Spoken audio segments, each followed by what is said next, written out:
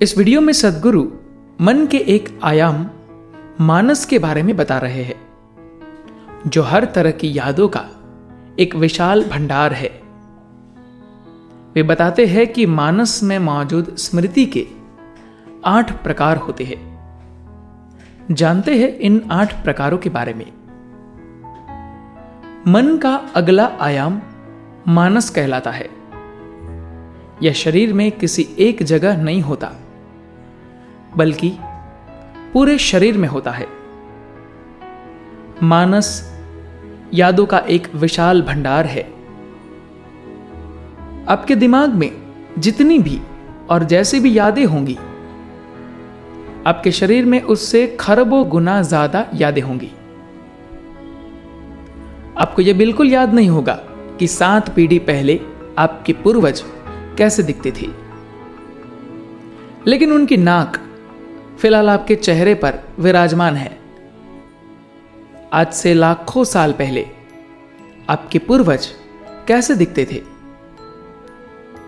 आपके शरीर को अभी तक याद है। निश्चित तौर पर दिमाग में इतनी क्षमता नहीं है।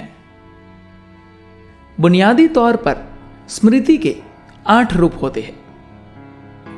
हम इन्हें तात्विक स्मृति, परमाणविक स्मृति, क्रमिक विकास की स्मृति, जेनेटिक स्मृति, कार्मिक स्मृति, स्पष्ट स्मृति, अस्पष्ट स्मृति और संवेदी स्मृति के तौर पर बांटते हैं।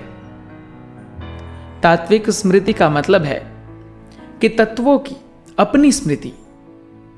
अगर ऐसा ना हो तो वे काम ही नहीं कर पाएंगे। वे अपनी अलग ही स्मृति विकसित कर लेते हैं ताकि वे एक खास तरह से काम कर पाए। वही पानी हमारे भीतर एक तरीके से काम करता है, एक चींटी में दूसरी तरह से काम करता है, आम के पेड़ में अलग तरीके से काम करता है, नीम के पेड़ में अलग तरीके से व्यवहार करता है। जबकि पानी वही एक सा होता है, तो तत्व अपनी याददाश्त को विकसित कर एक खास तरीके से काम करते हैं। परमाणुओं की अपनी अलग स्मृति होती है। भले ही हर परमाणु में एक जैसे ही 3 सूक्ष्माणु होते हैं, लेकिन अलग अलग परमाणुओं में वे अलग अलग तरीके से काम करते हैं। यह परमाणु की स्मृति होती है। वे किसी चीज को कुछ खास तरीके से याद रखते हैं और फिर उस खास गुण को जारी रखते हैं।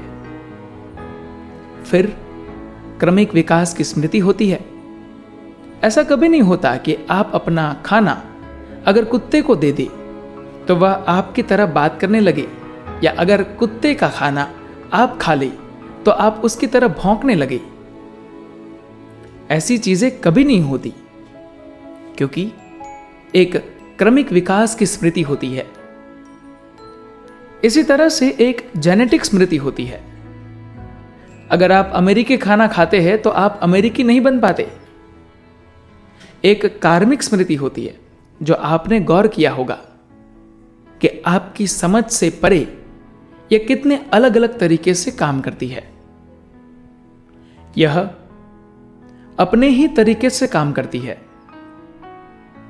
एक संवेदी स्मृति भी होती है। अलग अलग संवेदी अंग अलग अलग चीजों को अलग अलग तरीके से लेते हैं। मान लीजिए किसी जगह कोई घटना घटती है। हो सकता है कि वही एक घटना अलग अलग संवेदी अंगों द्वारा अलग अलग ढंग से ली जाए, या फिर अलग अलग लोगों के संवेदी अंगों द्वारा अलग अलग तरीकों से ली गई हो।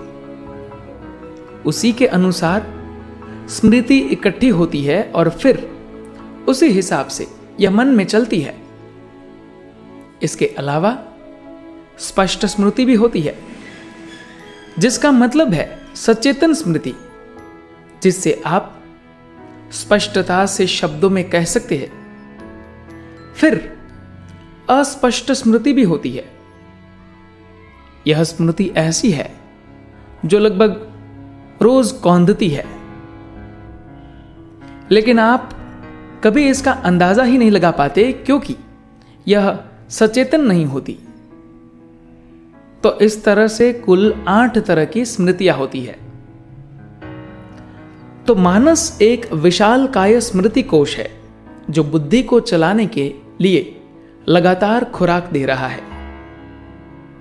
अगर आप स्मृति को मिटा देंगे तो बुद्धि भ्रमित हो जाएगी, उसे समझ में ही नहीं आएगा कि वह क्या करे। अगर आपके भीतर कोई भी स्मृति नहीं होगी तो यह एक बेहद महत्वपूर्ण आयाम होगा। अगर आप अपने शरीर व अपने विचार प्रक्रिया की सीमाओं से परे निकल जाए तो अचानक बुद्धि को समझ नहीं आएगा कि वह क्या करे। यह स्थिर हो जाएगी क्योंकि बिना स्मृति के यह काम ही नहीं कर सकती। अगर बुद्धि में सभी तरह की स्मृतियों का लगातार प्रवाह बना रहता है तो ये चलती रहती है। यह कंप्यूटर की तरह है। आपने उसकी मेमोरी हटा दी तो वह महज एक खाली स्क्रीन पर रह जाएगा। तो अगर आप खुद को स्मृतियों से दूर कर ले, स्मृतियों के उस विशाल कोश से जिन्हें आप शरीर व मन या मानस कहते हैं, तो बुद्धि स्थिर हो जाएगी या पूरी तरह से खाली हो जाएगी। धन्यवाद।